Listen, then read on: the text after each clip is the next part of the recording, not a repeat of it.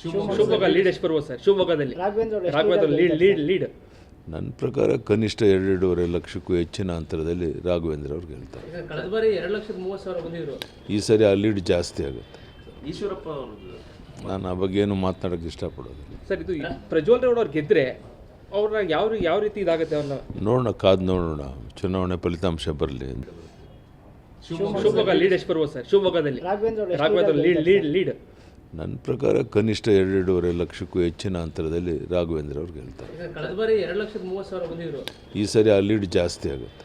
ಈಶ್ವರಪ್ಪ ಅವ್ರದ್ದು ನಾನು ಆ ಬಗ್ಗೆ ಏನು ಮಾತನಾಡೋಕ್ಕೆ ಇಷ್ಟಪಡೋದಿಲ್ಲ. ಸರ್, ಇದು ಪ್ರಜ್ವಲ್ ರೇವಣ್ಣ ಅವ್ರು ಗೆದ್ದರೆ ಅವ್ರನ್ನ ಯಾವ ರೀತಿ ಇದಾಗುತ್ತೆ ಅವ್ರನ್ನ ನೋಡೋಣ, ಕಾದು ನೋಡೋಣ, ಚುನಾವಣೆ ಫಲಿತಾಂಶ ಬರಲಿ. ಧನ್ಯವಾದ.